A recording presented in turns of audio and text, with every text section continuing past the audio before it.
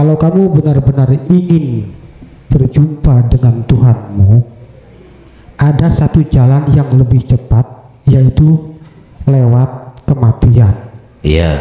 Nah, setelah itu lalu saya langsung terbangun dan beliaunya sudah nggak ada, hanya mimpi seperti itu.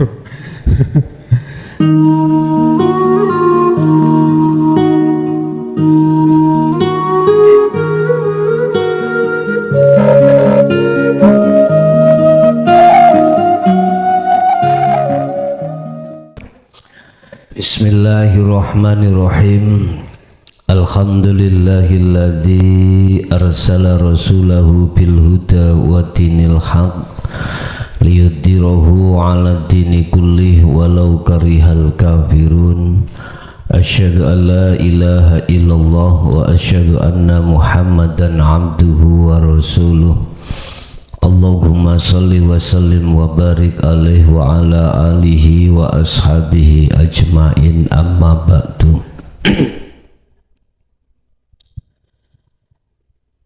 Dalam hati akan muncul satu keimanan, satu keyakinan tatkala ada dua hal yang diterima. Dalam hati akan muncul satu keimanan atau keyakinan manakala ada dua unsur yang datang. Unsur yang pertama adalah orang yang memberikan kabar.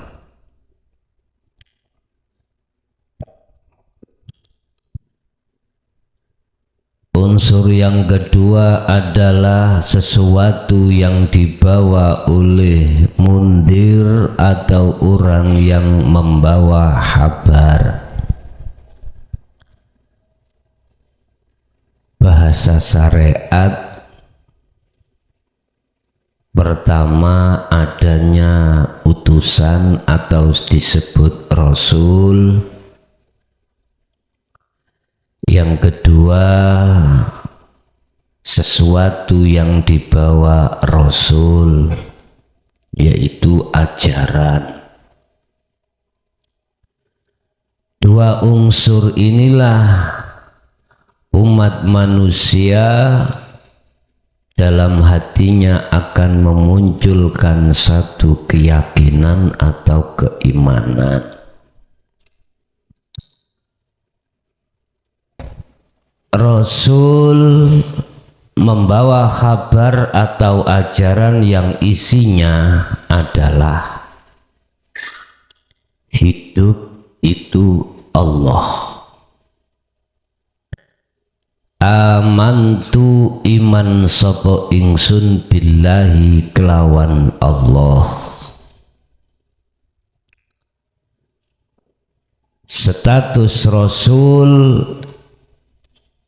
itu memang ada kriteria. Kriteria Rasul adalah sidik, amanah, patonah, sitoin apa? Tabligh. Kita dikhabari oleh Rasulullah bahwasanya Tuhan kita, wahai umat Islam, adalah Allah. Akhirnya umat ini percaya. Dinaikkan satu tingkat, wahai umatku, sesungguhnya Allah itu adalah hidup. Akhirnya diterang di sini ngarep kai hidup iku gini. Hidup itu ada dalam dirimu dan di luar dirimu. Percaya. Billahi kelawan Allah, amantu percaya sapa ingsun billahi kelawan Allah. Wis percaya. Iman yang seperti ini Bapak Ibu, iman yang masih kanak-kanak. Ibarat keihsanan sebuah iman itu masih tingkat TK atau taman kanak-kanak.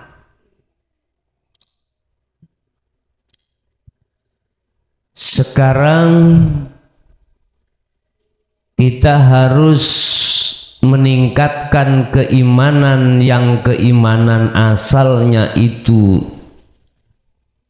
taman kanak-kanak. Sudah ada iman dalam hati kita bahwasanya hidup itu yang memiliki wujud Allah. Oke. Otomatis dibuka syu'arul basyirah di situ.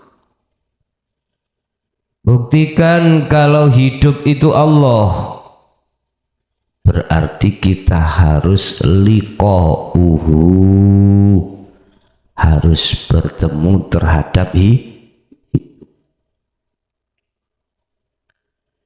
sedangkan orang-orang yang ingkar pada Allah, termasuk ajaran Allah itu diingkari,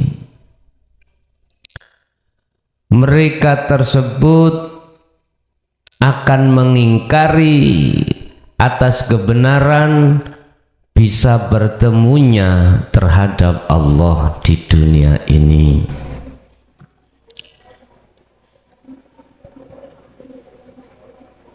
Secara otomatis mereka juga akan mengingkari ayat-ayat yang mengajarkan terhadap kita terkait bisa bertemunya terhadap Allah. Dijelaskan di dalam surah Al-Kahfi kemarin ya, ayat 103 sampai 105 kalau enggak salah, yang membahas tentang orang yang rugi di dunia.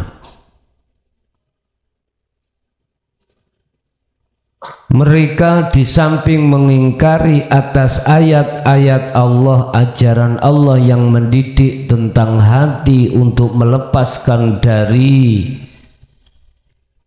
penjaranya hawa nafsu, di samping itu juga dia mengingkari atas pertemuannya terhadap Allah. Gak percaya, ngoten lho.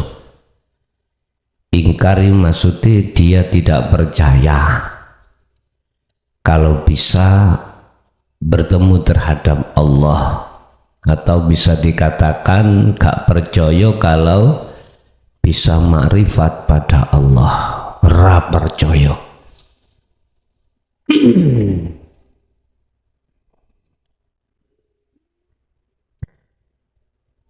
Biye fahabitat a'maluhum, semua perbuatan yang dia terka baik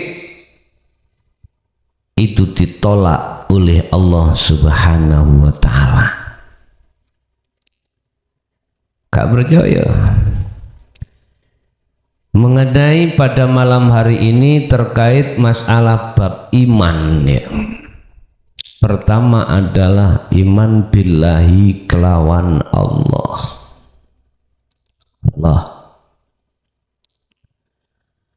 Panjenengan sudah mendapatkan dua unsur tadi yang bisa dipertanggungjawabkan.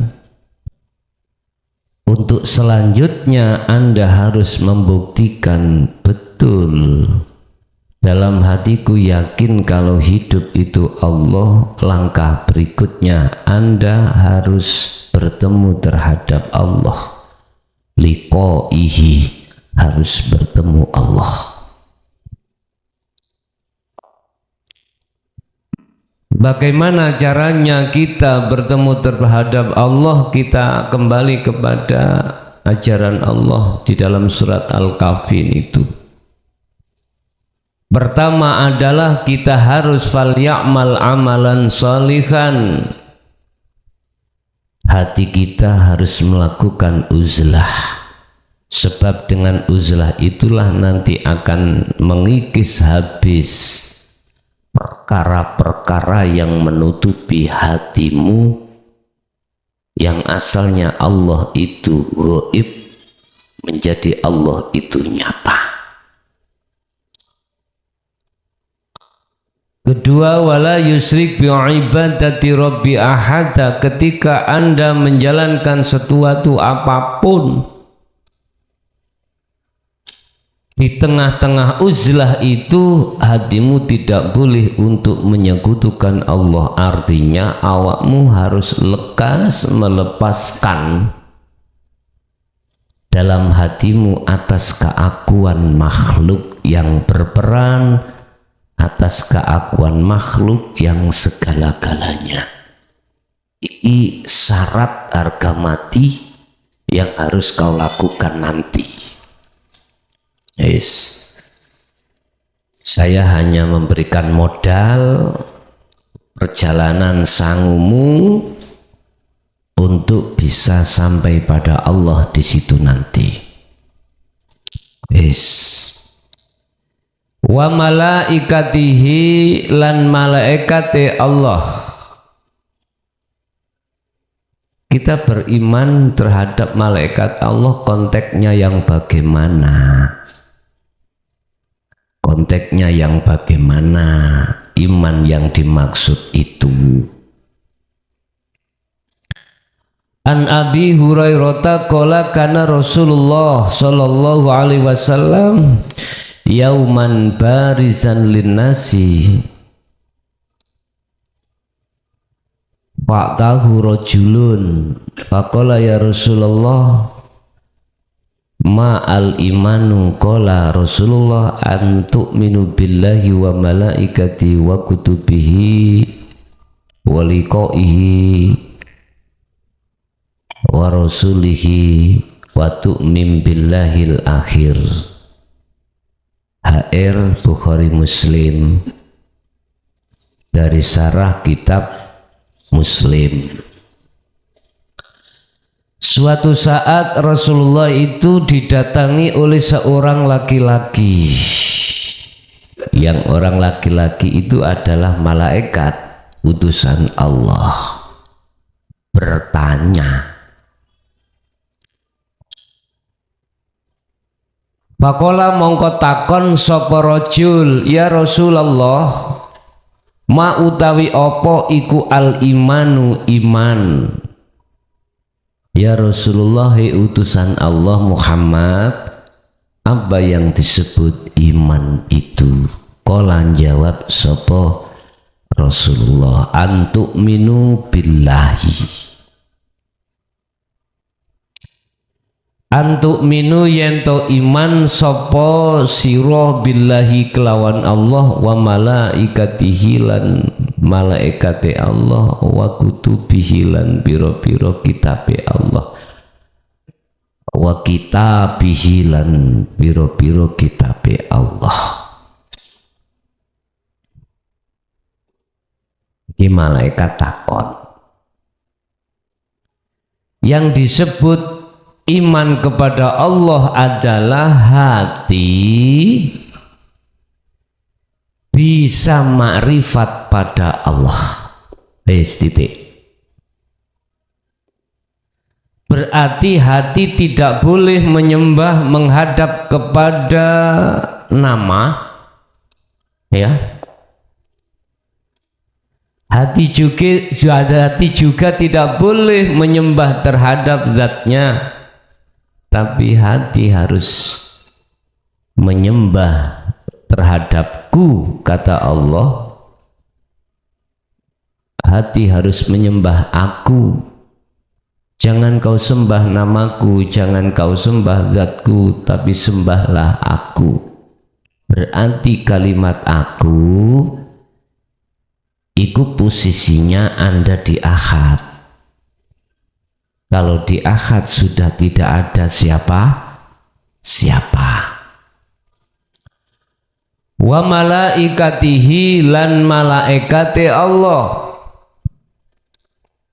Bahasa syariat dulu kita wajib maksudnya malaikat iku makhluk. Tak apa-apa, syariatnya memang seperti itu.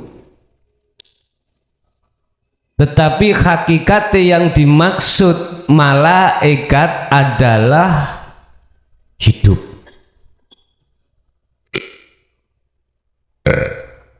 Hatimu harus makrifat di dalam hidup yang ada sesebutan malaikah. Iki maksudnya ngoten.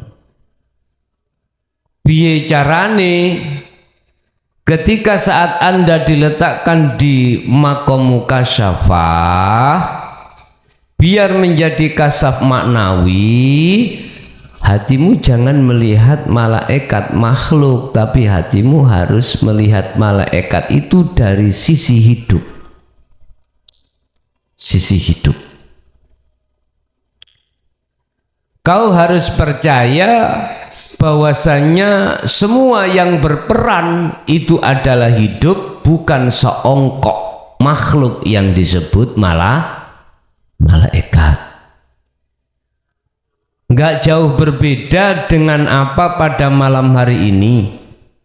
Hatimu harus beriman, yang memberikan petunjuk hidayah membimbingmu adalah hidup dalam diri saya, bukan hatimu beriman terhadap seongkok makhluk yang berbentuk mukhlasun. Jangan. Paham ya? Itu maksudnya di situ. Kemudian wa kitabihi lan kitabe Allah, wa kutubihi lan piro-piro kitabe Allah, artinya tidak hanya Al-Quran tetapi juga kitab-kitab sebelum Al-Quran, Taurat, Injil, Zabur, bahasa syariat. Bahasa hakikat adalah Al-Quranul Qadim, yaitu kitab kang den turunke sadurunge zaman azali, sebelum adanya dunia dan seisinya. Itu sudah ada yang namanya Al-Quranul Qadim. Isinya Al-Quranul Qadim khusus bimbing atimu makrifat pada Allah. Ini juga tertuang di dalam Al-Quranul Karim. Kau akan tahu Al-Quranul Qadim di dalam Al-Quranul Karim. Al-Quranul Karim itu sebuah ayat yang ayat itu, tanda itu menandai atas kewujudan, atas kekuasaan, atas oboyo segala-galanya tentang hidup. Sampai disairno Al-Quranul Qadim iku wahyu kang minulya tanpa dinulis ning bisa diwaca. Itulah wejangan guru kang waskita den tancepake ning jero dodo. Waskita iku apakah tahu yang akan terjadi? Bukan. Maksud waskita adalah terjaga. Terjaga dari segala hal apapun. Terjaga dari segala hal apapun atas kepentingan hawa nafsu. Jadi beliau-beliau itu selalu waspada. Oh, iki sih ono kepentingane nafsu. Iku waskita. Oh, ternyata nafsu iku sobone tempatnya bukan hanya di lokalisasi, nafsu pun juga masuk di dalam peribadatan. Peribadatan apapun, di situ nafsu berupaya. Wama ubari'u, dia tidak akan pernah berhenti untuk menghalangi hatimu supaya tidak kembali pada Allah, biar dia itu kembali kepadanya lewat kepentingan hawa nafsu yang disebut kesenangan dunia. Apakah kitab-kitab sebelum Al-Quran ini dulu di dalam Taurat, Injil, Zabur juga dibabkan atau disebutkan atau diajarkan bagaimana hati untuk bisa sampai ke Allah? Kita buka di dalam salah satu isi Al-Quranul Karim, statusnya adalah untuk menyempurnakan kitab-kitab yang terdahulu. Iki maksudnya apa menyempurnakan iki? Apakah Taurat, Zabur, Injil itu tidak sempurna? Kok kate ono? Oh, kok kate ono iku ya apa? Kok kate ono ayat di dalam Al-Quranul Karim yang menyebutkan Al-Quran itu sebagai penyempurna kitab-kitab dahulu? Kok kate ono? Ya apa sih, Rek? Kok kate ada? Ya? Kok masih ada? Nah? Kok mesti ada? Ya, kok mesti ada ayat yang seperti itu? Satu pertanyaan, apakah Injil itu enggak sempurna? Apakah Taurat, Zabur itu enggak sempurna? Jawabannya sempurna sebetulnya. Mengapa Al-Quran kok merilis? Ngerti merilis, Mbah? Iku menguatkan, menjelaskan. Mengapa Al-Quran kok merilis bahwasanya Al-Quran sebagai penyempurna, kalau toh Taurat, Injil, Zabur itu sudah sempurna? Gini, mohon maaf, sebetulnya aku gak tega ngomong, tapi tak tega nih. Sebetulnya semua apa wahyu Allah, firman Allah yang tertuang di dalam Taurat, Zabur, Injil, semuanya itu sempurna. Semua itu mengajarkan hati untuk tidak menyembah berhala lagi, balik hati hanya menyembah pada Allah Subhanahu wa taala. Berhubung ada tangan-tangan yang tidak bertanggung jawab, maka keabsahan dari legalitas satu ayat yang sah di dalam kitab-kitab tersebut itu entah diubah, entah disembunyikan. Boleh aku ngomentari sak liyane Quran. Saiki aku ngomentari Quran. Mengapa kebanyakan tabi'in hanya menjelaskan mayoritas tentang muhakamah di dalam tafsir Al-Quran, hanya menjelaskan dan mengajarkan terhadap umatnya terkait ibadatul jawareh, terkait ibadah kang bangsa dohir alias syariat bloko. Padahal di situ dijelaskan tentang mutasyabihat, tentang hakikat nuju ma'rifat, yaitu munculnya keesaan Allah. Satu saja ayat yang saya jelaskan. Dalam surah Al-Ikhlas jelas itu mengajarkan tentang bagaimana caranya hati bisa mengenal Allah sampai ke makrifat. Qul huwallahu ahad. Tapi mengapa mayoritas tidak dirilis, tidak diajarkan? Bahkan iki olehnya ngajarkan ulama-ulama khos yang beliau-beliau itu tatkala menyampaikan selalu dicaci, selalu waduh luar biasa. Kalau sekarang itu sih mending Pak, nisornya itu apa? Wahnya tahun 2010 bagaimana? Semuanya beliau-beliau itu diam. Beliau umpama nggak kuat ngempet, itu hanya disampaikan di tempat khusus, pendengar atau samiin itu pun terbatas, hanya jamaah sendiri. Berarti sampai simpul nih haiki. Kedatangan qad tabayyana rusdu minal ghai, kedatangan ajaran dinul haq, kedatangan ajaran dinul tauhid, itu untuk apa? Ayo wis jawaban sendiri wis. Nek mang Al-Qur'an sebagai penyempurna. Lah ajaran hakikat menuju ma'rifat itu sebagai apa? Enggak jauh berbeda. Untuk menyempurnakan.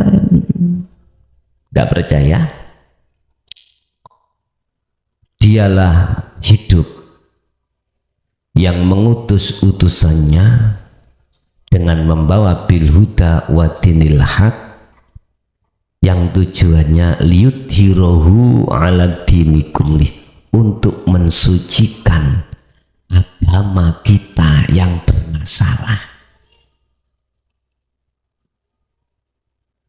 Mengapa kita dikatakan agama yang bermasalah? Karena kita sebagai hamba tidak tahu siapa Allah yang bermasalah.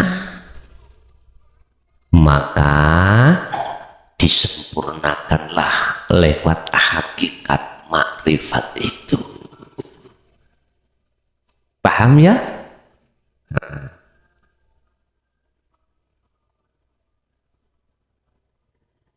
Saya tidak bicara berarti Quran ini ada yang menyelewengkan. Ya, yukhadi'unallaha walladina amanu wa ma yakhda'una illa anfusahum wa ma yash'urun. Mereka yang hanya berpedoman di hukum dohir kemawon, dia tidak merasa kalau dia sejatinya itu memungsuhi Allah. Wis, buka hatimu, buka lah, bisa kroso buka. Wa ma yash'urun, mereka tidak merasa kalau dia itu memungsuhi Allah. Bukti ini, kita sudah yakin kalau semuanya itu umat siapapun, khususnya umat Islam, yakin kalau semuanya itu yang mengatur Allah. Tatkala hati kita menuduh bahwasanya semua apa yang terjadi di depan itu karena makhluk, itu sudah dikatakan kita telah mencederai Allah. Udah begini cak, misal ke aku ini di barang duwe mas-masan, tak titip nonjenenan, tolong titip ya, atau sepeda tolong titip. Iki status barang iki kan hak milikku, senes hak milik sampean, sampean sekedar tak titipi tok, manfaatno. kemudian Anda mengatakan terhadap teman, terhadap orang dekat sama, iki wekku. Ketika aku krungu piye? Ngamuk napa mboten? Ya jelas toh, suatu saat sampai niku tak parani Kang, di sepedaku dia ulet-ulet sik dhisik ponak aku padahal ning jero omah. Ya jajan. Bagaimana perasaan aku? Begitu juga dengan Allah. Cuman kita yang tidak punya etika. Tidak punya etika. Biar manusia itu beretika pada Allah tidak hanya terhadap sesama manusia, maka Allah menurunkan utusannya untuk membawa dinul haq iki. Tes cek ning genah, cek sempurna, cek sempurna. Tapi wa aktsaruhum la yu'minun sawaun 'alaihim a anzartahum am lam tundirhum la yu'minun. Akeh sing gak percaya dikandani atau tidak dikandani itu sama saja tidak percaya. Mengapa tidak percaya? Karena hati kita sudah terkadung terlalu ke dalam, masuk dalam hijabnya nafsu. Karena hati ini terkadung mencintai selain Allah. Ya ini persoalannya itu. Ini persoalannya Pak. Makanya kemarin dulu saya katakan aku wis tenana ngaji ono kene iku wis tenana, pikiran dhisik, siap kok tinggal no siap. Ngomong siap kabeh ya tak tagih siapmu ya. Kok nek wis tak beat kuwi tak tagih siap. Sesuk nek wis beat tolong mediane iki sampean beto tuyo. Tuyo alit sak gelas nah, gue dewi tekan rumah, ya. Jika aku kelayapan tutup bangsa ya, gue teko omah, apa tah banyu ceding pun sampean, apa tah banyu sumur teko omah sampean, gue begini wayah beat mawon. Tahu banyak terus kapan Kang beat? Bu orang ngerti aku. Wis momen kayak gini gak ngerti aku. Wis pokoknya engko nek wis ana sinyal sangka Allah wis ndang beaten tak beat wis ngono to. Wis sabar nggih. Engko ndang sampean selok matek gak beat. Wis tah matek gak matek ya wis babano ngomone kok bingung ngoten to. Wis wa kutubihi lan pira-pira kitabe Allah artinya bahwasanya kitab sebelum Al-Quran itu Bapak Ibu yang mengajarkan dan mendidik bagaimana hati atau ruh ini bisa sampai pada Allah. Itu dihilangkan. Akhirnya tekanlah Al-Quran.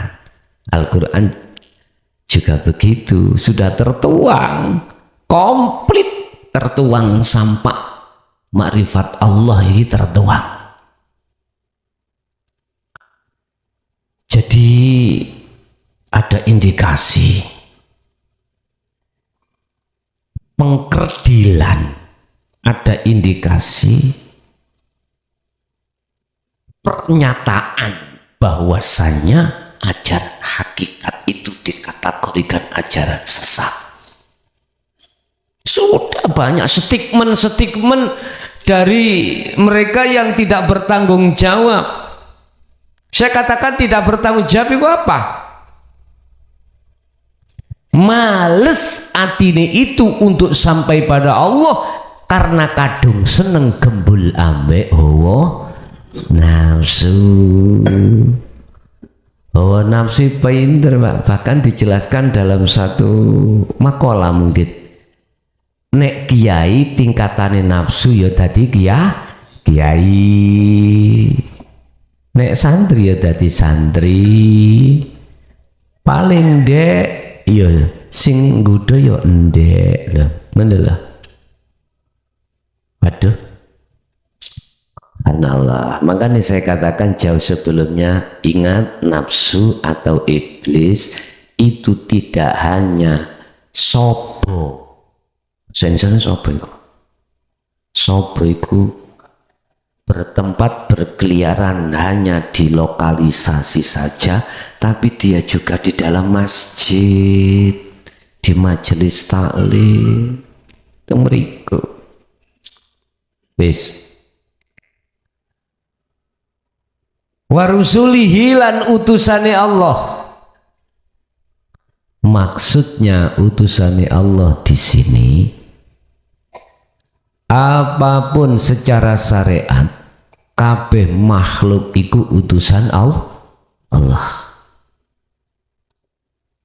Kok gak diutus Allah, gak mungkin jenengan tekan sini.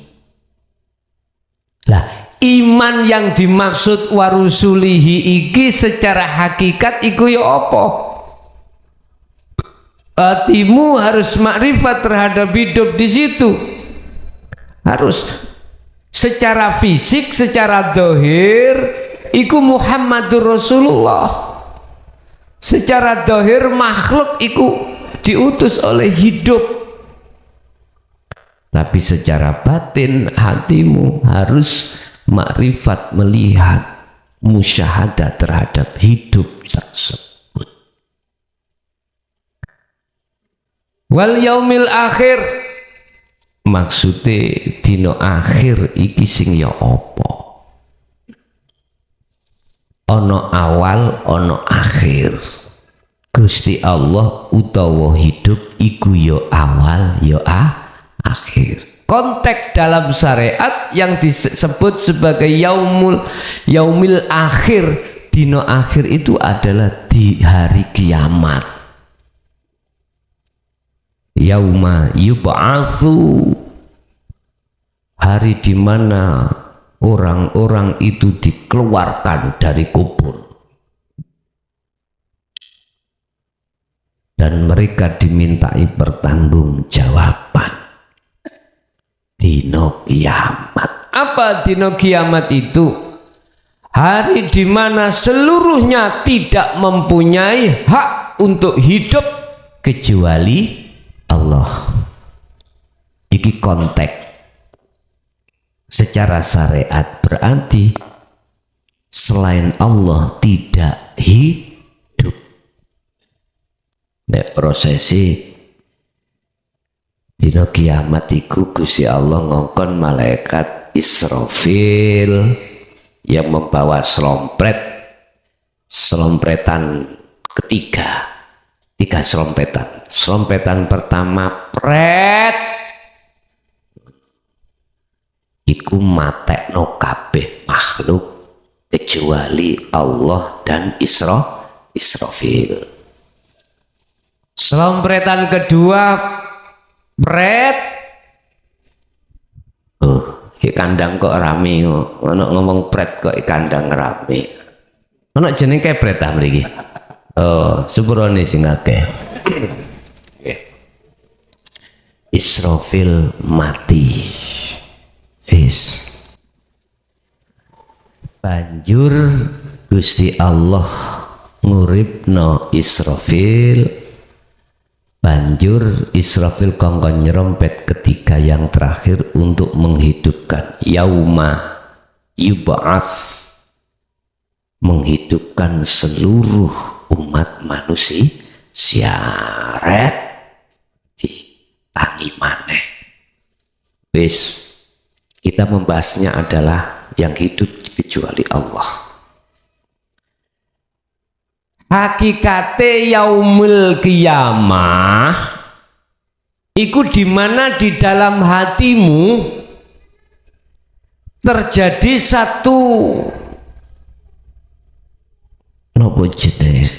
satu kejadian, perkara-perkara selain Allah itu tiada, termasuk dirimu Israfil. tinggal hidup, bahasa syariat disebut Allah. Semuanya fana. Inilah yang kami sebut sebagai seseorang tatkala dalam hatinya sudah melewati syu'arul basyirah ke ainul basyirah, itulah detik-detik hari kiamat. Ini harus kau yakini kalau terjadi cara hakikat lo ya. Sebetulnya kita itu sudah sering disanepani Allah lewat tidur loh Pak, lewat tidur hatimu lali dari urusan apa ae, lali aku mang suwalan apa gak karo, pinggirku mang ambek bojo apa gak lama semerap toh, mboten semerap sebab iku jane diisarono. Cuman inna fi dzalika la ayatan liqaumi yatafakkarun, manusianya itu jarang untuk berpikir, hatinya untuk menemukan jawaban itu.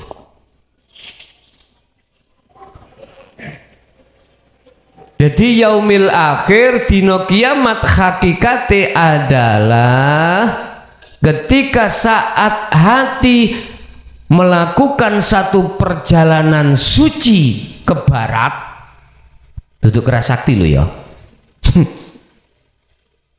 untuk bertemu Allah, itu pemfanaan di syu'arul basyirah, detik-detik di ainul basyirah, itulah hakikatnya yaumil kiamat.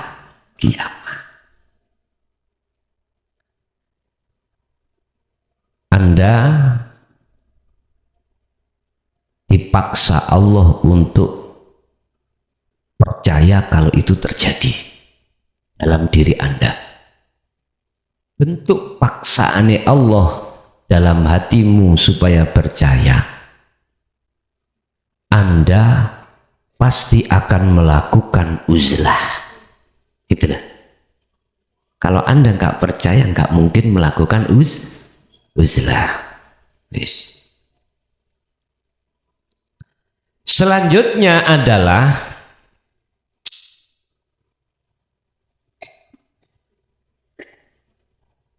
takdir qadri khairihi wa syarrihi, takdir api lan elek iki sangka Gusti Allah.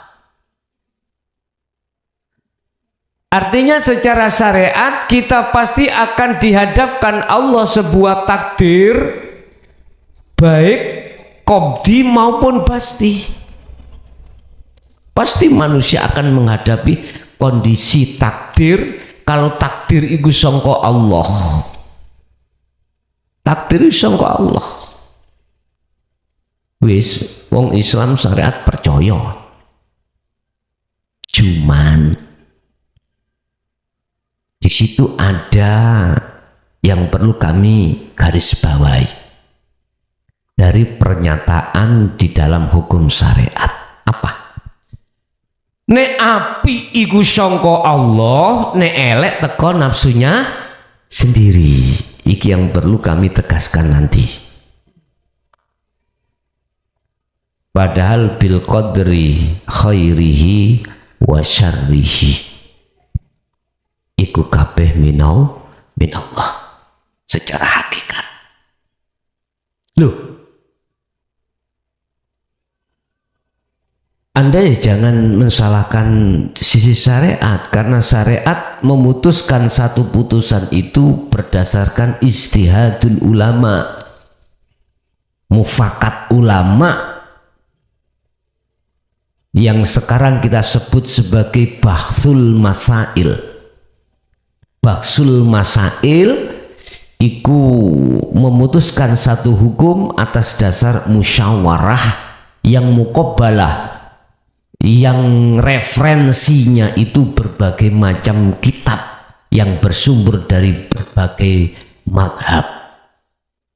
Akhirnya muncullah pernyataan yen api sangka Gusti Allah, yen elek teko nafsune dhewe. Wis bener. Cuman bagaimana kita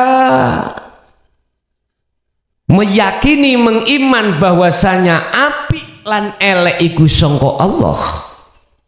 Ayo, hanya satu. Anda tatkala bisa melihat hidup, maka keyakinan itu pasti akan berkembang dalam dirimu. Kalau selama Anda tidak bisa melihat hidup, hanya melihat makhluknya, pasti seperti itu. Apik sangka Allah, nek elek sangka nafsune dhewe.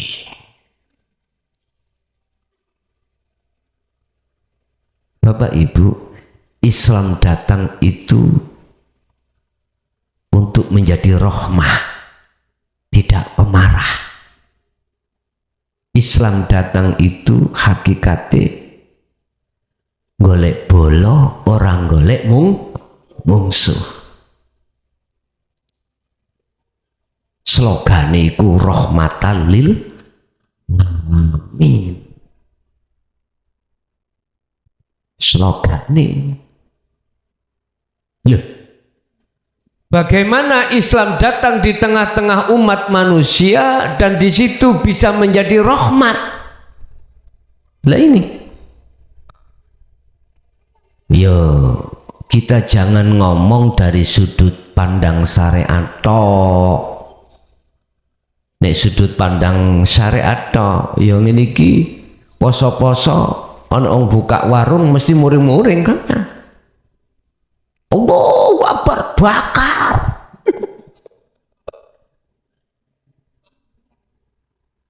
Ya Allah, poso iki akeh wong sing di warung sakti, Pak.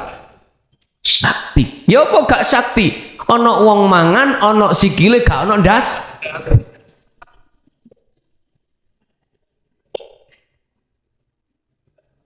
Ketok sikile tok tapi gak ketok. Sakti-sakti kira ajrit kira. Loh, nek sampai nyawang Allah, di situ Allah pasti nggak akan protes. Nggak ngoten nggih? Sebelum kita bisa memberikan rahmat, kedinginan dalam hati umat, otomatis kita harus bisa mengkondisikan hati kita dingin terlebih dahulu. Bu amhusakum, kemudian wa ahlikum. Nah, bagaimana kau bisa mendinginkan orang lain wong hatimu yu masih kepanasan? Gak iso. Bagaimana Anda bisa menuntun seseorang yang buta akan jalan wong kamu tidak tahu jalan? Ono wong takon, Pak derek tangklet mau tanya. Iya, saya itu dari Banyuwangi mau muter-muter mencari alamat sumber tebu Mojokerto pundi Pak? Wong iki dasare gak eruh. Sampeyan ngalor mriku nggih? Takoki ana nggone Mojosari, ngalor mriku. Sumber tebu enggak ero Pak, ya diawur ae ya. Ya otomatis Anda tidak sampai tujuan malah tersesat di jalan. Artinya kita tanya status legalitas kedudukan hidup atau Allah sebetulnya itu harus tanya terhadap mereka yang sudah sampai pada Allah tersebut. Paham nggih maksud kula? Wah, Pak sing ngerti ku sapirang-pirang. Gusti Allah menempatkan kerasulane satu hamba itu tidak harus dia itu punya pondok, ndak. Tidak harus bajunya itu ala kiai, juga tidak. Bisa jadi beliau itu menjadi pedagang, petani, pengepul, bukan pengepul ganja loh ya. Pengepul, bisa jadi tukang parkir, Bisa jadi dia itu menjadi pekerjaannya itu bangunan, kuli, manol, bahkan pemulung. Gusti Allah menaruh kekasihnya itu macam-macam tempat. Sebab ini dulur, tatkala tanggal 14 dik wingi ya, terus tanggal 14 dik wingi terjadi gempa nih iling tanggal 14an itu. Andai kata iki ngomong bahasa Allah terhadap kekasihnya, andai kata tidak ada satupun kekasih Allah wis dikukut kayak dhisik, paham? Dikukut kayak dhisik, Blitar dadi latar, Kediri dadi kali, Mojokerto dadi rawa, Sidoarjo dadi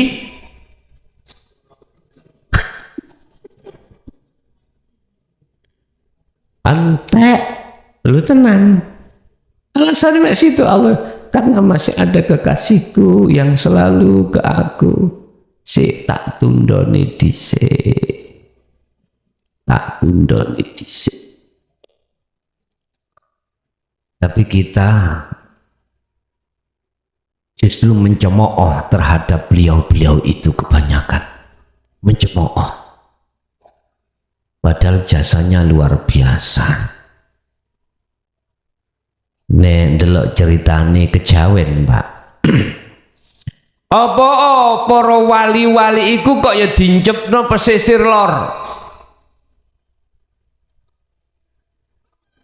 Iki dulu ora ana, mulai Sunan Ampel Surabaya, Gresik, Sunan Giri, Syekh Maulana Malik Ibrahim, terus rono. Nek ceritane Jawa iku kanggo ngimbangi sing ana kidul. Sapa Pak enak kidul, Pak?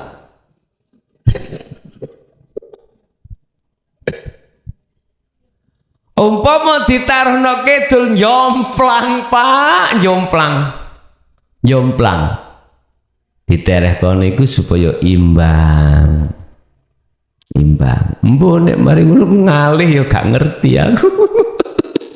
Iku bahasa kejawen ya masuk akal aja lah gitu. Artinya tatkala di dalam hatimu gak kok keseimbangi hakikat makrifat, rusak hati. Ayo nek gak percaya.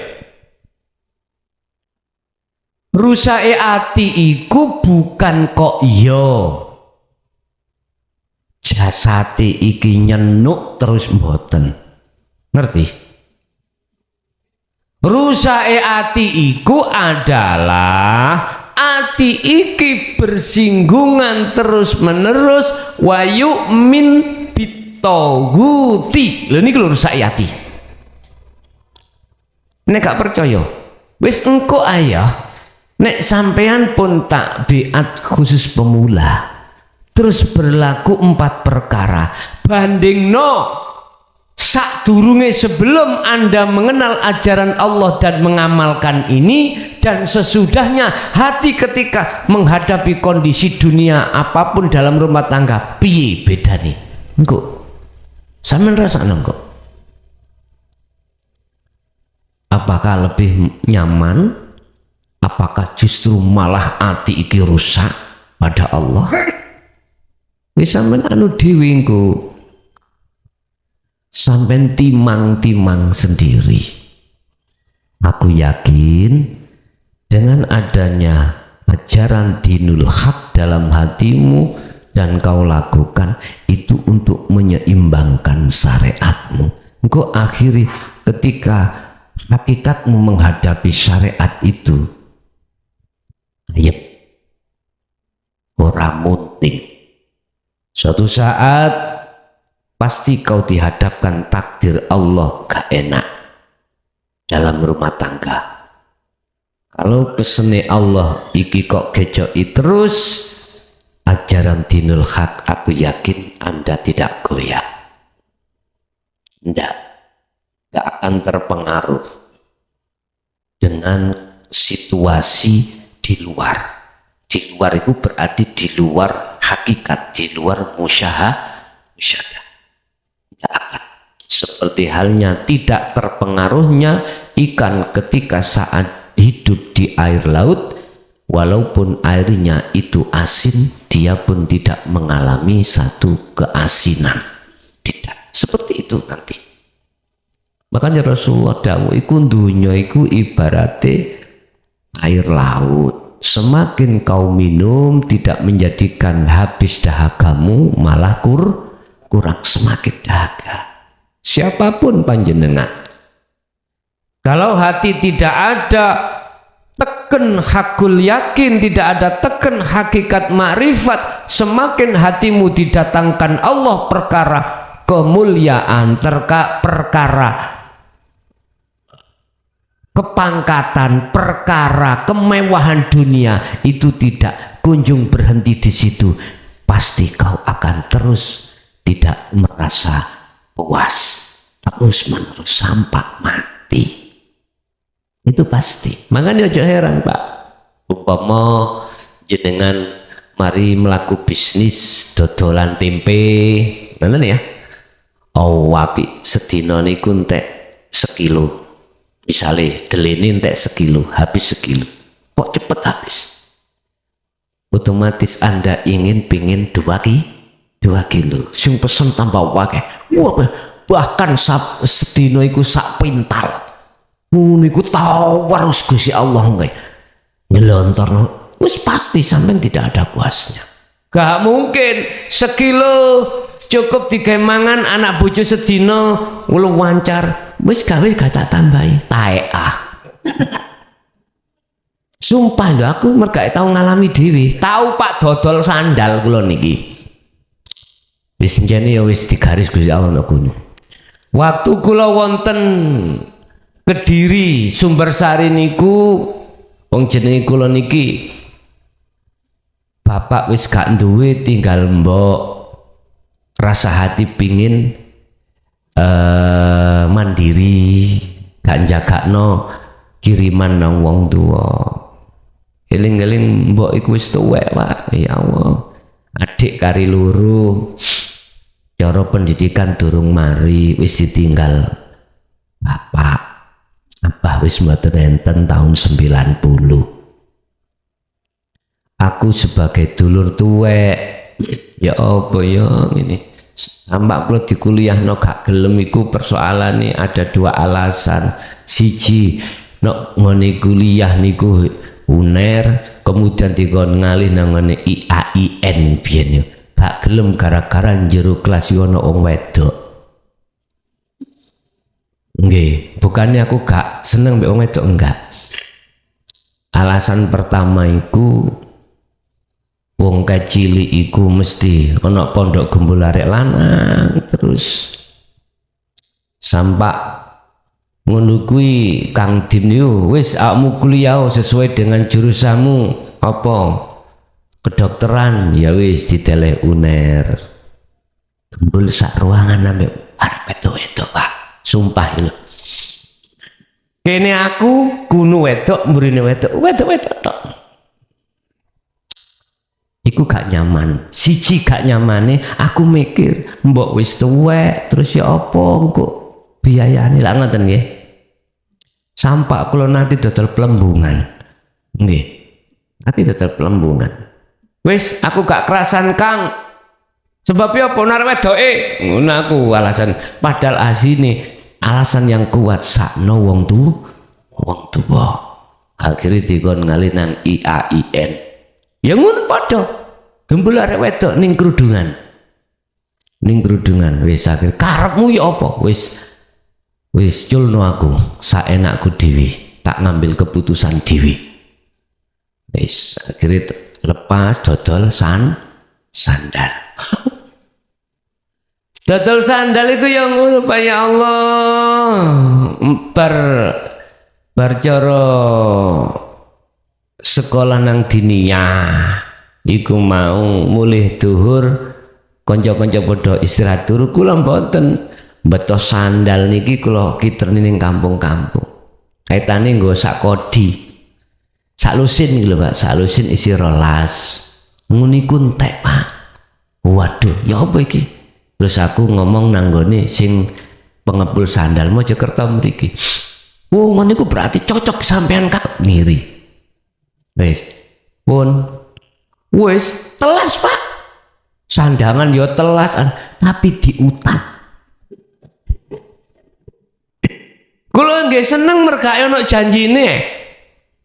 Nek dari Kediriku nyeluk nang ngene santri, Gus, ngono. Gus nggih keranten dereng wonten atos tanggal semene. Oh nggih. Nggih sedaya Pak, telas pun sak gelangsing niku telas. Mulih kula niki nggo glansing tok dikreceki arek-arek bancane ya ngono. Rasane atiku dawuke gak nggawa. Wis ngoten niku Pak, tak parani kabeh pisan pindho semoyo mundur semoyo. Ana salah siji niku saged nyaur tapi nyaur semoyo. Nyaur semoyo, iya pun gak apa-apa sampean sauri semoyo. Nganti sakniki wis. Ngoten. Tindek. Coba kok umpama teng mriku mau tambah jaya. Cara bahasa akal kula ngomong jelas terlantar hukum hakikat iki. Mergae keblenggu ambek syahwatut dunia. Iki kok ana ceritane santri sugih ya iki kok ngoten. Ya Allah alhamdulillah tindek lewat kaya ngene iku entek wis barang-barange kabeh. Lah terus apa sing gawe nyaur? Bati-batine mbiyen iku. Akhirnya balik nol maneh. Gitu. Entek ngoten niku apa pelajaran apa? Oh iya waduh dikongkon mlayu nang nol. Wis plak Pak wis ora wani blas. Bisnis ya ora. Ana bisnis itu golekno bojo wong. Jenenge jomblang. Ngono ya ora tau dadi. Makanya saiki nek ditaruh wong-wong Gus mbok yo golekno santri-santri sampean wis aku kapok gak tau dadi ngene gak wani ndolek dhewe ngono insyaallah wis intermezzo mawon niku mangpun. Bapak Ibu hadirin rahimakumullah, bangsul terhadap takdir apik lan elek. Kita akan mengatakan dan yakin beriman kalau itu dari Allah manakala hati sudah sampai pada Allah. Apa yang saya katakan tentang iman ini sebatas teori Pak, sebatas ilmu sian, sebatas ilmu. Pertanyaan saya, apakah di dalam hati panjenengan sedoyo itu sudah ada nurnya belum? Cahaya keimanan bahwasanya semuanya itu Allah. Kalau ada teruskan di dalam uzlah mengki. Nek wis tutuk kuno akhirnya disebut hakul iman. Nek hakul iman berarti sampai tidak ada sedikit pun rasa mamang kalau api kalau elek iku sangka Gusti Allah. La raiba fi hudalil muttaqin. Tidak ada secuil pun rasa mamang bagi sapa muttaqin. Hidayah iku bagi orang yang bertakwa. Berarti hati yang hakotukoti. Kesimpulannya mulai iman pada Allah sampai takdir apik lan elek. Atimu dikongkon ndelok uripe. Iso ndelok uripe sampean harus makrifat, sampean iso makrifat hijabe ati kudu sampean sisihno. Sarate nyisihno hijabe ati ngersii isine la ilaha. Anda mau nggak mau harus zuhud atau uzlah. Oke, itulah Bapak Ibu sekilas iman yang bisa kami sampaikan. Bisa kita besok masuk pada sifat wajib Allah, sifat mohal Allah, sifat jais Allah. Nanti setelah itu langsung beat. Tadi pirang dino sifate embo meneh digeradak satu bengi ya iso.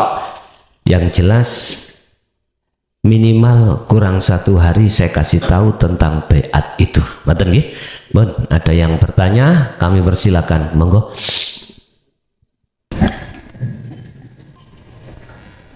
Assalamualaikum warahmatullahi wabarakatuh. Waalaikumsalam warahmatullahi wabarakatuh. Sebelumnya kami bertanya, Gus. Perkenalkan diri. Kulo saking DKI, DKI Jakarta. daerah khusus ini. Endi niku? Oh, Tegal. Nyong. Ngapak-ngapak Banyumas. Mangepek-ngepek kuwi. Nggih. Ben macan melek. Kok angger bahasa Banyumas apunten kulo ngomong Banyumas angsal tepo mboten, Gus. Sal, monggo. Oh nggih. Nggih. Sadurunge nggih nyong salam kanggo wong apak sini ngendi bae ya. Semoga wong apak sini ngendi bae ya pada sehat, selamat, waras. Kanggo ya. Kanggo batir lawas sing ora ketemu ndok ya raine nyong. Nggih. Keton. Sedurunge salam ngapak. Bersatu kita ngapak, bicara kita ngapak. Orang ngapak, orang kepenak. Iya. Apa maneh gak ngopi? Pun salame ngoten. Yang arep takokne nggih Gus. Nang surga kowe Gusti Allah memberikan salam karo penghuni surga. Yang dituangkan nang surat Yasin ayat 58 sing bunyine salamun qaula mir rabbir rahim. Kula njaluk tulung Gus keterangane secara hakikat. Wis cukup gue tok. Assalamualaikum warahmatullahi wabarakatuh. Waalaikumsalam warahmatullahi wabarakatuh.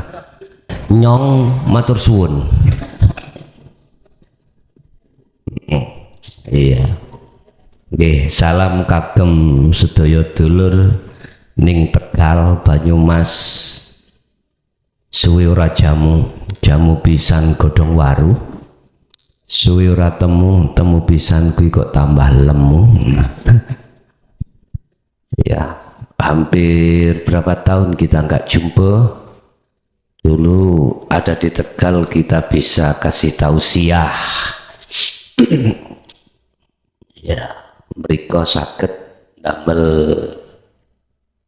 bulan bisa, yang penting koordinasi.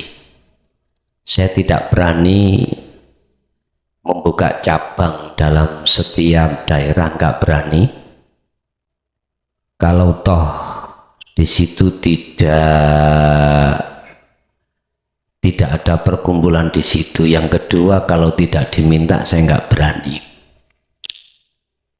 Yang sudah ada cabang di daerah Banyuwangi, Bondowoso, Surabaya, Pasuruan, Gresik, kemudian Ponorogo, terus Cepu, Bojonegoro. Nah, untuk saat ini belum bisa aktif secara maksimal dikarenakan masih kondisi COVID. Ngoten Pak nggih. Wis. Salamun qaulam mir rabbir rahim. Itu tertuang di dalam surat Yasin, ya. Salame Allah terhadap seluruh penghuni surga. Pundi mana bentuknya ketika saat di dunia Allah mengucapkan penghuni surga dengan kalimat salamu qaulam mir rabbir rahim. Sampai lihat ayo kita lihat di dalam surat Al-Fatihah itu ada ayat yang berbunyi Bismillahirrahmanirrahim.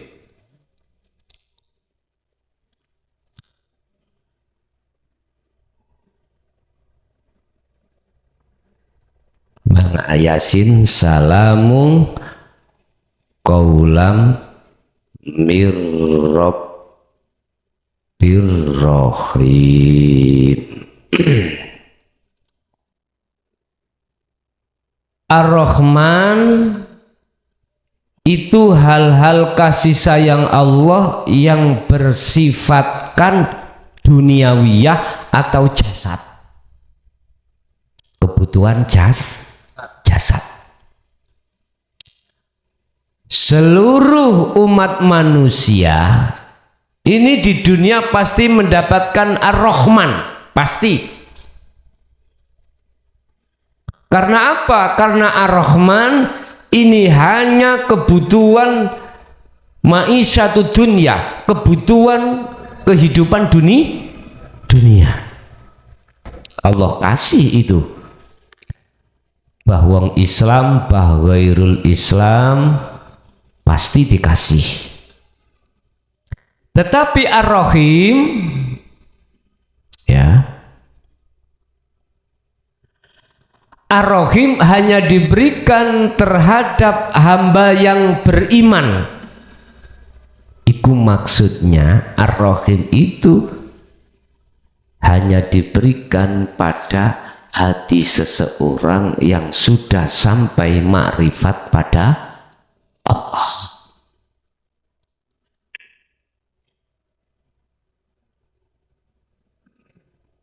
Kasih sayang Allah Ar-Rahim itu hanya diberikan terhadap mereka secara hakikat yang sudah sampai pada level makrifat Allah atau musyahadah Allah. Akhirnya diucapkan Allah salamun qaulam mir rabbir rahim. Betul apa? Anda selalu hati tentram.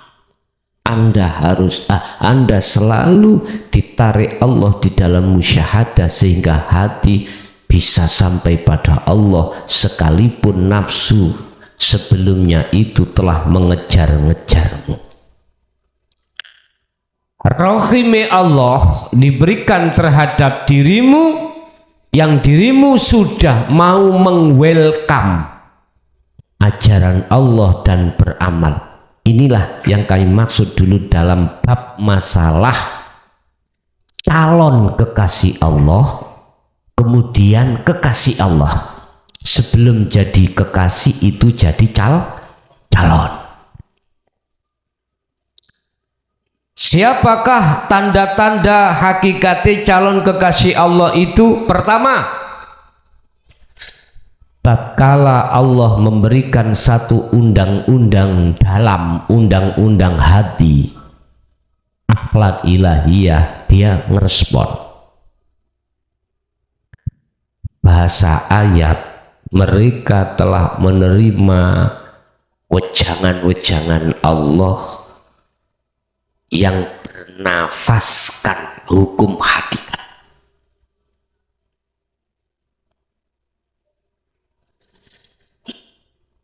Semua manusia tidak mungkin dia itu mau menerima tentang ajaran ini. Hanya calon kekasih Allah tah yang mau menerima, sehingga mengapa jangan heran kalau banyak yang lari tatkala ajaran ini disampaikan. Udah, pertama dia merespon. Kedua, dia akan mencari sampai di mana. Akhirnya dia sampailah pada seseorang yang diutus Allah untuk mengajari hati tersebut. walaupun perjalanannya mencari orang tersebut sangat liku-liku, bertahun-tahun, subhanallah, bahkan puluhan tahun baru ketemu, tapi hatinya awalnya sudah ada benih untuk bisa menerima. Ini calon. Setelah dia mau melaksanakan apa isi dari materi atau wejangan Allah, barulah di situ Allah akan memberikan satu stempel sebagai kekasih Allah. Terus begitu. Lah bentuk penghormatane Allah terhadap ahli surga adalah calon dan kekasih Allah bisa disampaikan sampai terhadap musyahadah. Baik. Setelah itu bagaimana ketika saat dia sudah di surga, dia sudah sampai di musyahadah, maka Allah selalu ngerojok. Ngerti ngerojok ya? Tidak henti-hentinya Allah memberikan hidayah terhadap dirinya terkait masalah ilmu, terkait masalah teori, terkait masalah apapun. Akhirnya dia ketika saat menghadapi kondisi apapun dunia, dia landai-landai saja. Ora gampang muring-muring, ora gampang gak nerimo, dia resapi. Akhirnya dia masuk dalam 6 huruf, yaitu setuju. Wis, apa ae setuju. Diapakno Gusti Allah, nggih setuju. Jadi kalau kados prajurit nek diceluk panglima siap, lah ngoten nggih.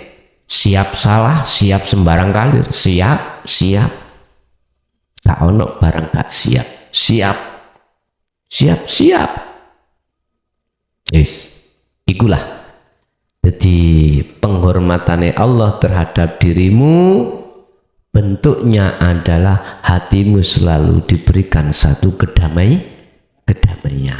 karena hidayah selalu dimasukkan dalam hatimu. Budi wau Kebumen, oh nih Banyumas ya, ngapak-ngapak. Ya. Nggih, ada lagi? Monggo menawi wonten. Monggo Bu.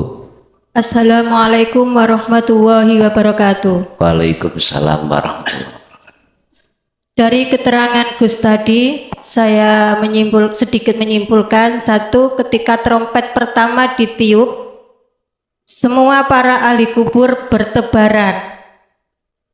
Dua, para wali kenapa ditanam di sebelah utara? Karena berlawanan dengan Nyi Roro Kidul. Tadi saya menemukan ayat di perjalanan saya ke sini di jembatan Prambon, jembatan agak panjang itu. Di situ macet.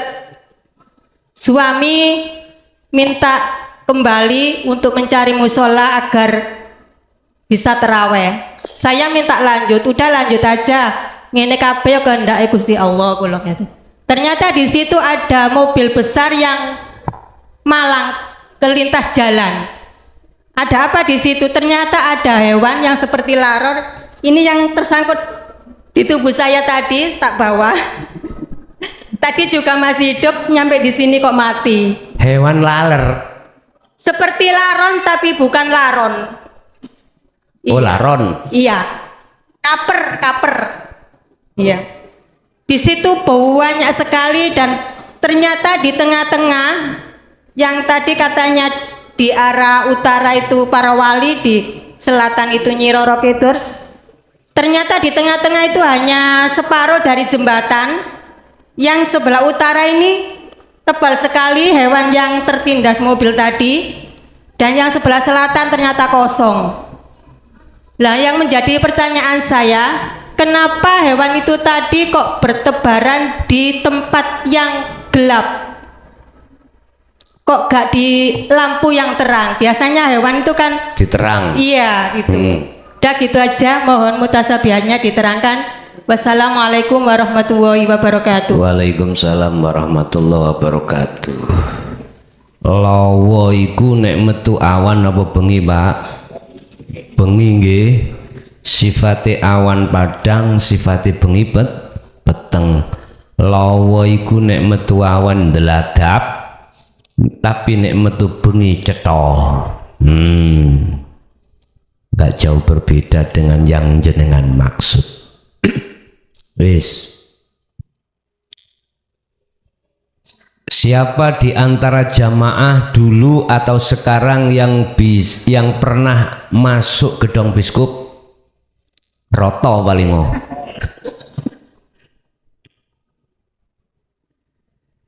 Di dalam surat An-Nur ayat 35 kalau nggak salah, orang makrifat itu digambarkan seperti gedung biskup. Ketika Anda masuk di dalam gedung biskup dan gedung biskup belum diputar filmnya, padang apa gelap? Padang ya? Padang. Ada. Terus ketika saat layar diputar, proyektor itu dinyalakan, layar ada gambarnya, lampu-lampu di atas itu dimatikan, mboten Pak Bu? Pasti mati, berarti gelap nggih. Ada istilah peribahasa, di dalam terangmu itu justru kau menemukan kegelapan. 1, 2. Di dalam kegelapanmu itu kau menemukan satu terang beneran. Di dalam terangmu berarti lampu ndukur si menyala, tapi di layar tancepnya itu gelap karena nggak ada gambarnya. Ketika lampu dimatikan di atas kan gelap. Di dalam kegelapan itu tersimpan terang benderang, berarti layarnya, gambarnya cetha, layarnya kelihatan. Maksudnya gini, jadilah kau seperti kelelawar. Loh, aku nggak kelelawar kok dia anak jenis codot lah. Boten ngeten loh. Mengapa kelelawar itu keluarnya itu gelap dan justru di dalam kegelapan dia malah terang? Beda dengan kita manusia, nggih Pak nggih. Justru kalau keluar malam itu gelap, nggak ada lampu, justru nggak kelihatan. Gini maksudnya. Di dalam diri kita ada istilah sifat. Ada sifat basariyah, yang kedua sifat basiroh. Tatkala sifat basariyah itu masih menyala di dalam hatimu, maka gelaplah hatimu terhadap Allah. Sifat basariyah itu sifat apa? Sifat manusiawiyah. Sifat manusiawiyah itu sifat yang hanya mengandalkan, mengutamakan urusan duniawiyah. Menungso pingin sugih, logis, masuk akal, ngoten nggih. Manusia pengen derajatnya dhuwur, maklum, manusiawiyah. Manusiawiyah, kita itu punya apa-apa logis, manusiawiyah, enggak apa-apa syariate. Tatkala sifat basariyah itu masih mencorong dalam hatimu itu jasadmu, maka selama itu hatimu akan gelap terhadap Allah. Tatkala sifat basiroh itu mencorong di dalam hatimu, secara otomatis sifat basariyah dalam dirimu itu akan sirna. Ketika kesirnaan hati tentang sifat basariyah, maka di dalam kegelapan duniawiyah itu loh, justru hatimu malah jelas nyata tentang Allahnya. Paham nggih? Ringkese ngene, kuwi nek Gusti Allah iku nyata ning atimu, atimu iku tinggalno sifat basariah, tinggalno urusan dunya. Iku ati lo dudu jasad lo Pak nggih. Nek jasad sih ya tetap jasad, hati yang kumaksud. Pertanyaan, apa bisa, apa enggak sulit? Fisik gembul dunya tapi hati gembul Allah. Iwak iku kok gak angel, mosok awakmu ngomong angel. Iwak ning laut iku kok gak asin. Nunggu kok ya gak angel. Terus awakmu kok ngomong angel piye? Awakmu ngomong angel sebab alasan di dalam nafsu di dalam dirimu sendiri. Ngoten lho asline. Aku nggih Gus, nek salat 5 waktu ku minggat kabeh hatiku. Gak iso khusyuk. Tapi aku nek meneng tengok-tengok aku iso fokus nang Allah. Lah ngoten nggih. Iku sebetulnya hati-hati. Nafsu memang gak gelem nek dijak soro. Bisa cetok ampean. Bukan berarti harus kita tinggalkan, tetapi kita harus bagaimana caranya kita bisa mendudukkan di jalan sing soro mau. Di jalan sing nafsu gak patek seneng.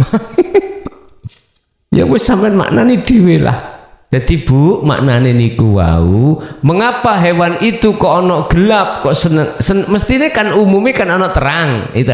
Itu mengajarkan bagi kita, gelapkanlah hatimu dari urusan yang terang duniawiyah. Tatkala hatimu gelap dari urusan duniawiyah, maka nyatalah Allah dalam hatimu. Oke, lanjut. Ada lagi?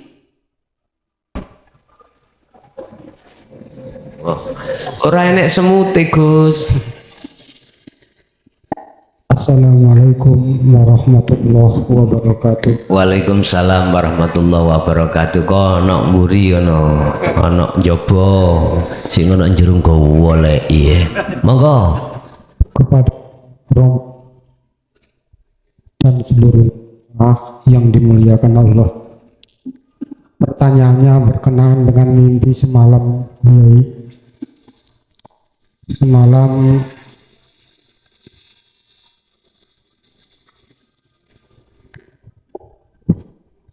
Semalam setelah saya ketiduran di atas tumpukan genteng, begitu bermimpi dijumpai dengan seorang kakek-kakek yang tidak saya kenal. Lalu beliau mengatakan menggunakan bahasa Sun.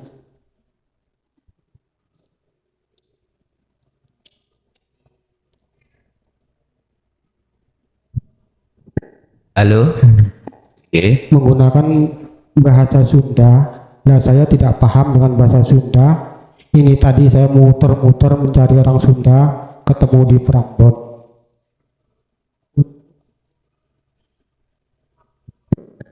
Untuk menerjemahkan bahasa tersebut. Untuk menerjemahkan bahasa Sunda. Iya. Bahasa Sundane apa? Engko bae aku iso titik-titik. Bahasa Sundane asline kula niki nggih keturunan tiang Sunda, cuma dibesarkan dalam lingkungan Jawa, jadi sampai nggak bisa bahasa Sunda. Nggih. Nah, bahasa Sundanya gini guys. Amun maneh bener-bener hayang kapanggih ujung Gusti, anu lebih cepet lewat jalan kematian.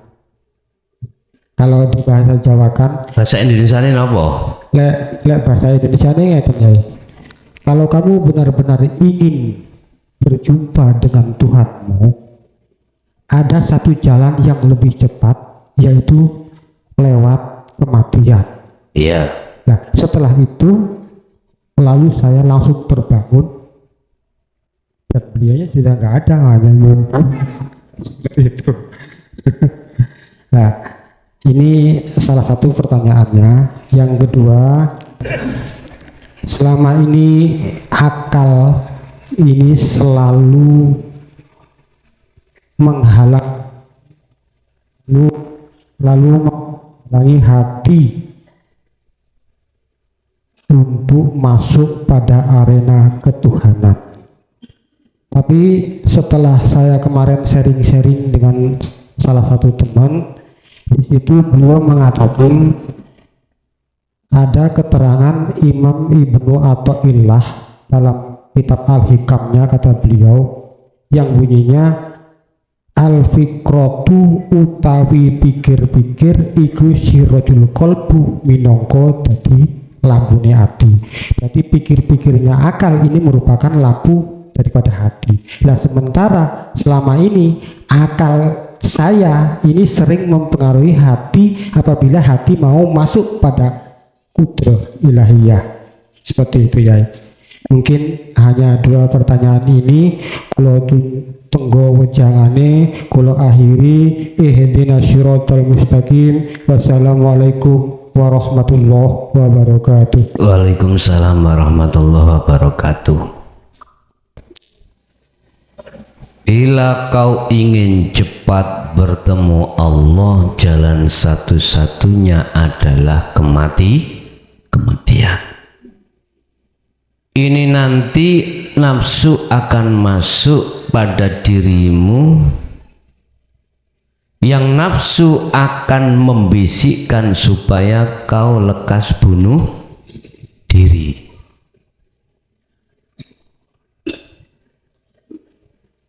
Bahasa itu adalah bahasa isyarah, Bapak, yang mempunyai maksud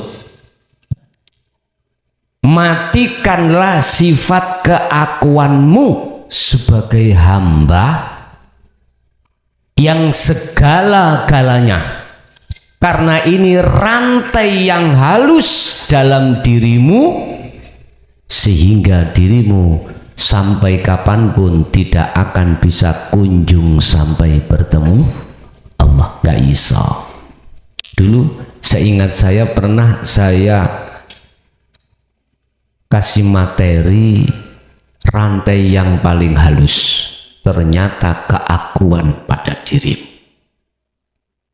Kui zuhud, kui zikir, tatkala masih kau akoni zuhud lan zikirmu, sampai kapanpun kau tidak akan bisa berjumpa pada Allah. Harus kau lepas keakuan. Jikalau kita tidak tahu maksud bahasa itu, nafsu itu pasti akan membisikkan dalam hatimu supaya kita itu berangkat pergi ke berjalan dan berdiri di atas rel kereta api. Itu seperti itu. Bukan yang dimaksud kematian secara syariat, Pak. Bukan. Urusan kematian secara syariat, ikuti skenario Allah. Ikuti, jangan mencari skenario sendiri yang berangkatnya dari nafsu, jangan. Udah ikuti aja skenario Allah. Ternyata yang dimaksud mati itu adalah hatimu harus mematikan keakuan dirimu sendiri. Dalam pengertian urutan tauhid, Anda harus duduk di tajalli, jangan di takholi. Wis titik iku. Apa takholi? Hati kita ada rasa keakuan makhluk hamba yang segala-galanya.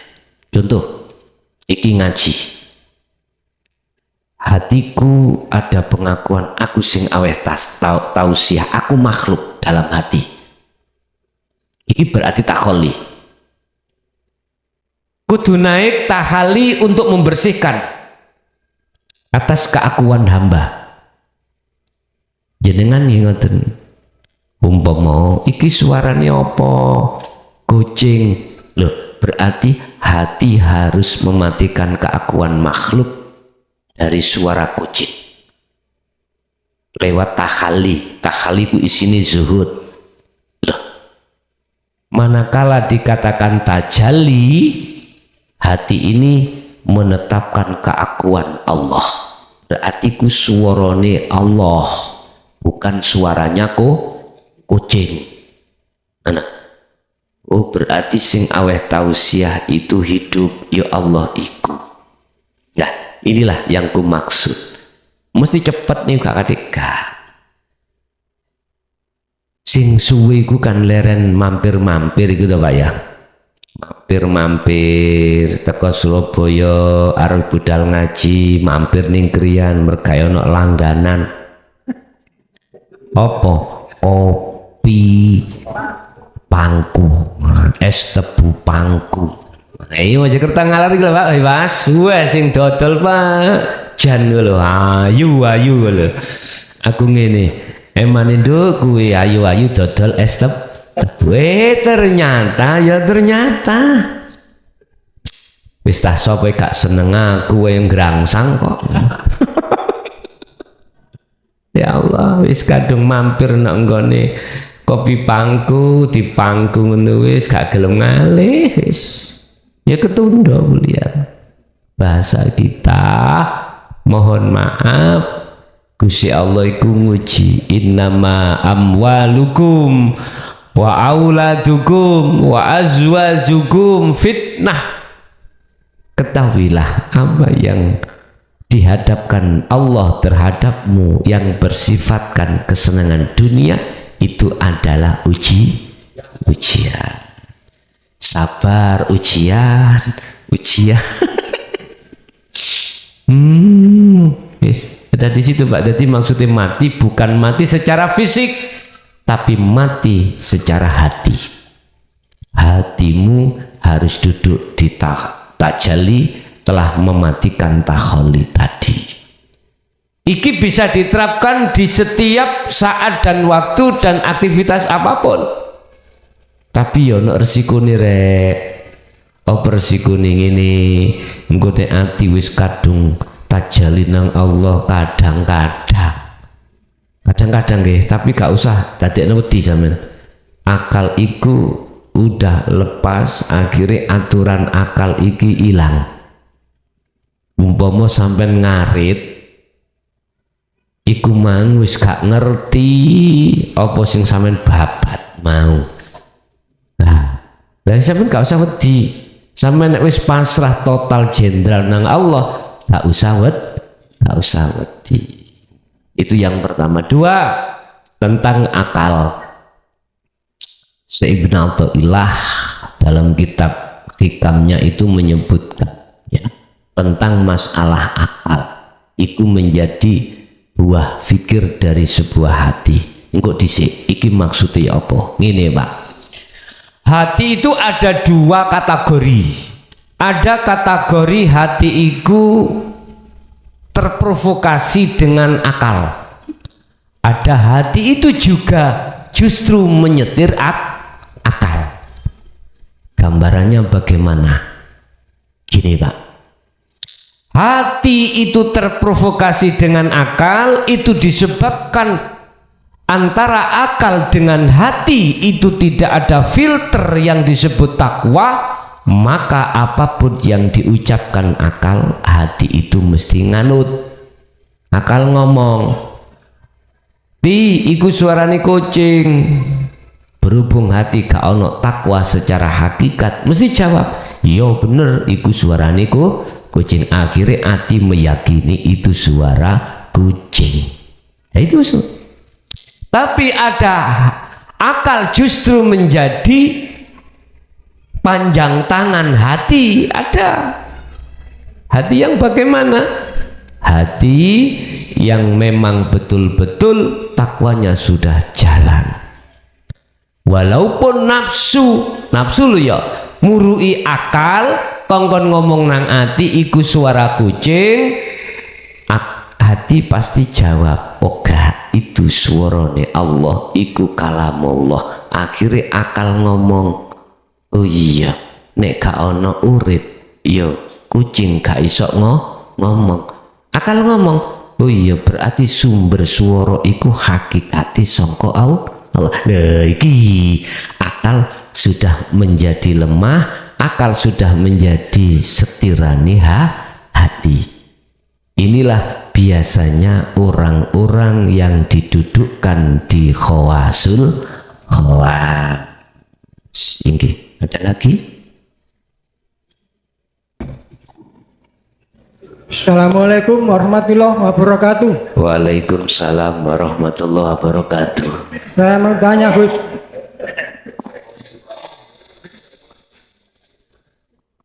Monggo. di dunia ini ada matahari, bulan, dan bintang. Sedangkan di surga itu tidak ada matahari, bulan, dan bintang. Tetapi sangat padang sekali.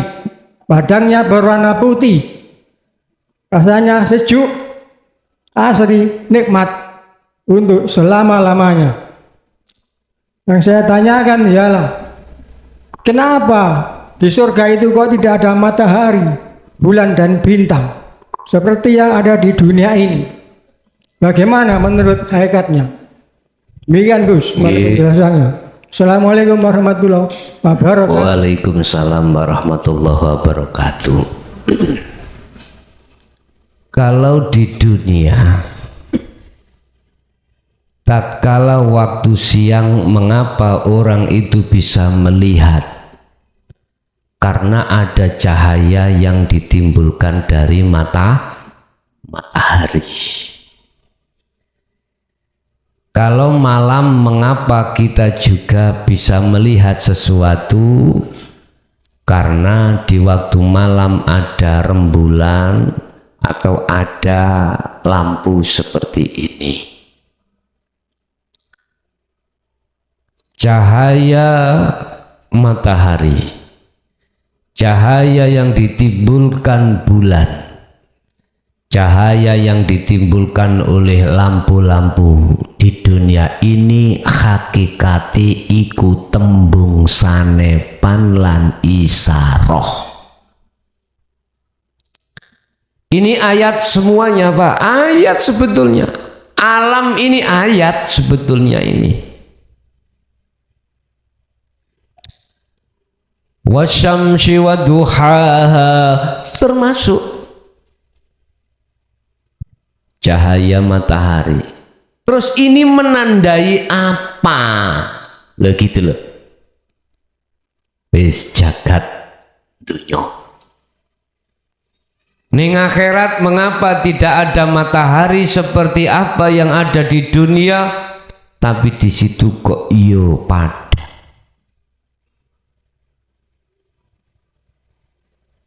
Bapak Ibu rahimakumullah, itu maksudnya Allah itu menyentuh keadaan hati. Akhirat itu hati, hakikatnya loh ya. Jagate hati itu juga begitu.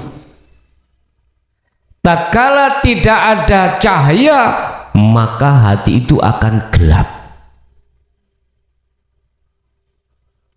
Bapak Ibu, keadaan jagate hati manusia itu dibagi menjadi dua, an-nur az-zulab, terang dan gelap. Apakah cahayanya hati itu juga seperti cahaya yang ditimbulkan matahari? Bukan.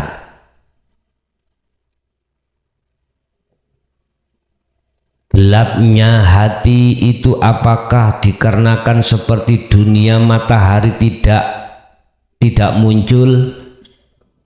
Terus bulan juga tidak muncul, tidak. Iki kabeh sanepan isaroh. Ternyata proses mengapa hati itu kok terang itu begini, Pak. Kembali kita di dalam surat An-Nur, nurun ala nurin yahdi linuri mayyasha ila akhiri. Itu ngene. Apa yang menjadikan jagatnya hati itu terang? Pertama, dikarenakan hati itu mengikuti hukum Allah, ajaran Allah. Dengan ajaran itu nanti akan membentuk yang namanya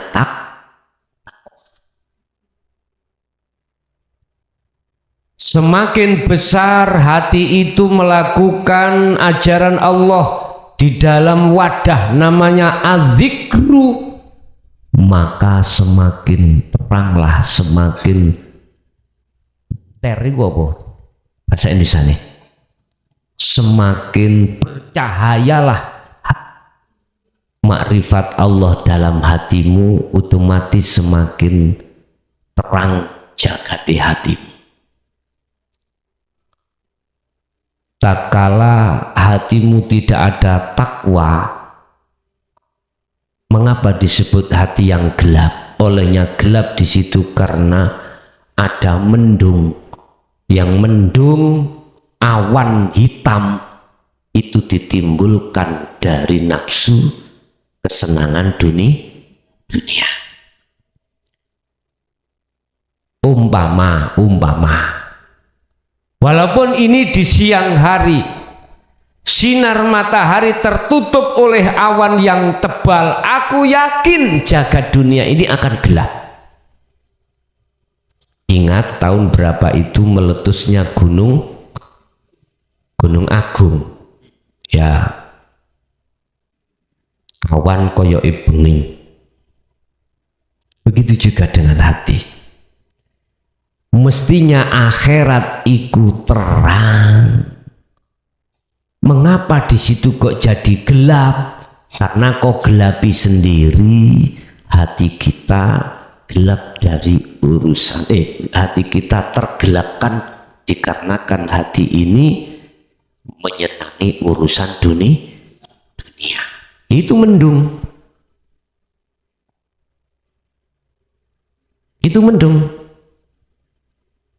Akhirnya bahasa syariat, mengapa golongan manusia ada dua, golongan azab ambek golongan rahmat.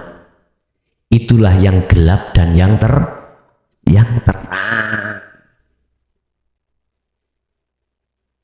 Bapak Ibu hadirin rahimakumullah. Jadi terangnya jagate hati itu ora sebab teko matahari yang dimaksud di dunia secara syariat, tetapi yang dimaksud terangnya hati itu karena takwa di dalam dirimu.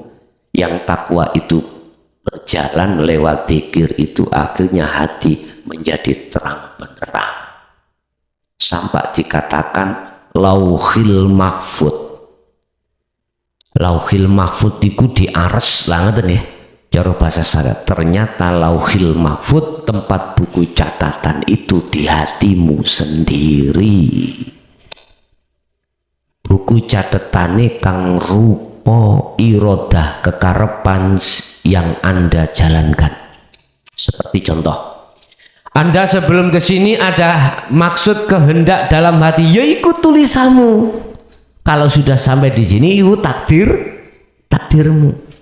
Jadi tulisan bisa diubah. Kalau takdir tidak bisa. Sudah terjadi ya.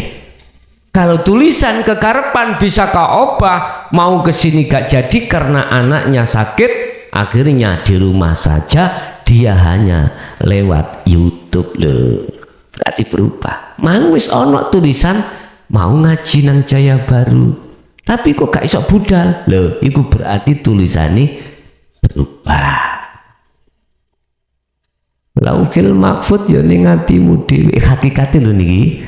Jadi yang dimaksud akhirat hakikatnya adalah hati panjenengan.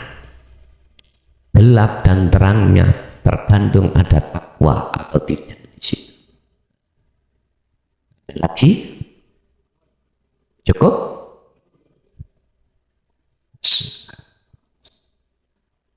Al-Fatihah.